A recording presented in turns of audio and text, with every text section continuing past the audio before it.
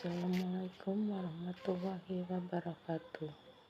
Dalam pertemuan yang telah lalu, Ibu telah membahas tentang masalah yaitu cerpen. Sekarang kita lanjutkan yaitu tentang keterampilan menyimak cerpen. Jadi cerpen di sini adalah cerita pendek yang merupakan prosa fiksi yang menceritakan tentang suatu peristiwa yang dialami oleh tokoh utama. Jadi seperti seperti namanya, yaitu cerpen lebih sederhana daripada novel.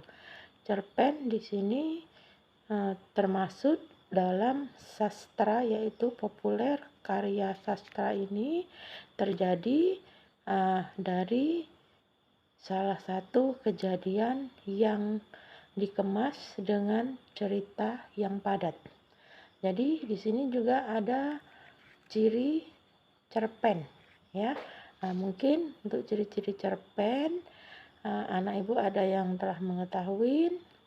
Jadi kalau anak ibu sudah ada yang mengetahui apa yang dimaksud dengan ciri-ciri cerpen, ya.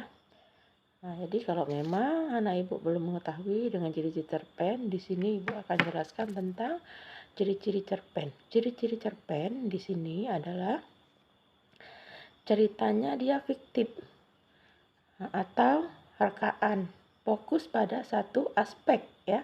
Fokus pada satu aspek cerita.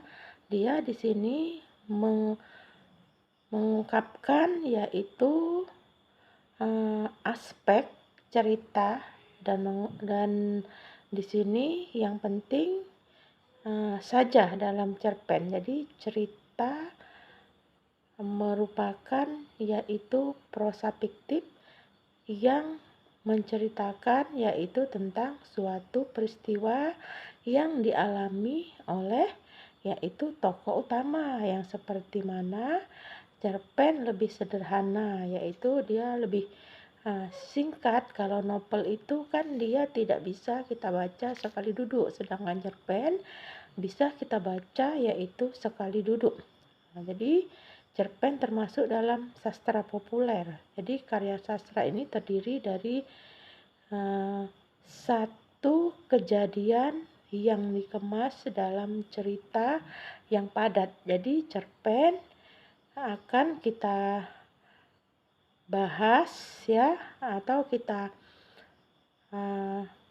bicarakan yaitu di dalam yaitu cerita fiktif atau yang dikatakan dengan prosa, ya. Jadi cerpen dia juga memiliki struktur, ya, memiliki struktur yang terdiri dari yaitu perkenalan, konflik, klimaks, yaitu dan penyelesaian. Itu untuk struktur dalam cerpen, ya. Jadi selain struktur dalam cerpen, di sini juga cerpen mempunyai unsur intrinsik cerpen. Jadi di unsur intrinsik cerpen ini termasuklah di dalamnya yaitu ada tema, tokoh, penokohan, alur, latar, gaya bahasa, sudut pandang, dan amanat. Itu untuk unsur intrinsik cerpennya. Di unsur intrinsik cerpen itu dia mempunyai yaitu tugas masing-masing, atau kalau kita katakan yaitu sendiri-sendiri. Dan di sini selain dia mempunyai unsur intrinsik cerpen juga mempunyai fungsi cerpen. Fungsi cerpen di sini sebagai apa, Nak Ibu? Sebagai penghibur, yaitu fungsinya yaitu estapis, ya, yang memiliki nilai moral, pikiran, nalar, estetis bagi para pembacanya, ya. Itu di fungsi cerpen, ya. Jadi selain di fungsi cerpen, ya, di sini cerpen juga bisa memberikan yaitu pelajaran atau pendidikan bagi pembacanya, ya. Itu untuk cerpen. Jadi di sini juga ada menyimak, yaitu menyimak cerpen. Menyimak itu merupakan yaitu keterampilan untuk berbahasa, yaitu sifat aktif, ya, sensitif. Artinya dalam kegiatan menyimak, seseorang harus mengaktifkan yaitu pikirannya untuk dapat mengidentifikasi yaitu tafsiran atau bunyi-bunyi bahasa untuk memahaminya, dan tertangkaplah pesan yang disampaikan oleh pembaca, yaitu untuk apa? Untuk cerpen, ya. Jadi di sini untuk cerpen yaitu tadi bisa kita katakan sebagai hiburan bagi pembacanya. Nah, itu untuk sebuah cerpen. Cerpen menjadikan yaitu hiburan, ya. Jadi kalau kita membaca cerpen itu bisa kita menghibur, karena cerpen bisa kita baca sekali duduk. Tadi seperti yang Ibu katakan tadi, kalau untuk novel kita tidak bisa membaca dengan sekali duduk, ya. Cerpen itu ceritanya singkat, padat. Isi dalam cerpen itu biasanya yaitu tentang kisah yaitu remaja, hampir seperti dengan novel, tapi kalau novel itu ceritanya panjang, kalau cerpen itu dia lebih singkat. Nah, jadi di sini juga ada contoh kegiatan menyimak daripada Ibu? Daripada cerpen. Jadi contoh kegiatan menyimak dari cerpen itu yaitu kita mendengarkan dan mengamati guru yang sedang menjelaskan materi, misalnya contohnya materi cerpen. Setelah kita mendengarkan sebuah cerpen, di situ biasanya kita diminta untuk membuat ringkasan daripada cerita cerpen tersebut. Setelah mendengarkan, ya, itu untuk contoh kegiatan menyimak. Di sini kita diminta untuk Ibu? Membuat ringkasan atau kesimpulan, yaitu setelah kita mendengarkan sebuah cerpen. Setelah itu menyaksikan yaitu pergerakan kesenian, yaitu seni. Di situ kita bisa memperhatikan satu buah seni. Dan selanjutnya di sini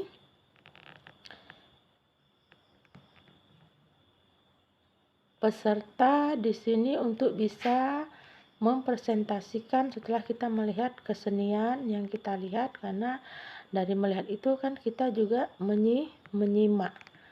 Nah, menyimak dengan mendengarkan ceramah yaitu keagamaan melalui yaitu platorium. Nah, itu di sini contoh kegiatan menyimak. Nah, dari contoh kegiatan menyimak yang pertama tadi mendengarkan dan mengamati guru yang sedang membacakan sebuah cerpen. Setelah itu kita diminta untuk membuat ringkasan yaitu atau kesimpulan daripada cerpen. Di sini ada yaitu mengenai kemampuan.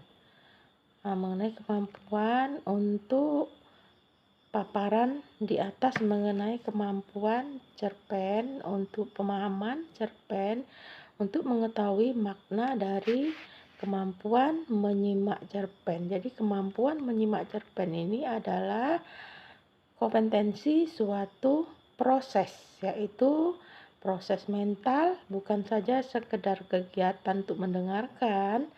Nah, di sini juga ada kegiatan yang menangkap, yaitu lambang-lambang lisan dengan penuh perhatian. Jadi pemahaman, yaitu pemahaman dalam kita menyimak, ya. Dan di sini ada juga yang dikatakan dengan menyimak cerita atau mengamati sebuah cerita, yaitu menurut Eka Ratnaningsih ya. Nah, di sini menurut Eka Ratnaningsih dia mengatakan yaitu kegiatan mendengarkan cerita dengan penuh perhatian atau dengan santai. Jadi pemahaman apresiasi untuk presentasi untuk memaparkan pesan dan informasi itu menurut Ratnaningsih ya, Nak Ibu ya. Nah, jadi menurut Ratnaningsih di sini menyimak cerita menurut Eka Ratnaningsih itu adalah kegiatan mendengarkan cerita dengan penuh perhatian dan santai. Mungkin saja untuk kegiatan menyimak sebuah cerpen ya menurut Eka Ratnaningsih yaitu dengan santai, yaitu kita bisa mendapatkan yaitu kesimpulan ya. Nah, mungkin hanya ini yang dapat Ibu sampaikan untuk cerpen ya, untuk menyimak sebuah cerpen. Sebelum Ibu akhiri, untuk anak-anak Ibu bisa membuat kesimpulan cerpen yang anak Ibu pegang masing-masing cerpennya. Jadi Ibu sudahi dengan wabillahi taufik wal hidayah. Assalamualaikum warahmatullahi wabarakatuh.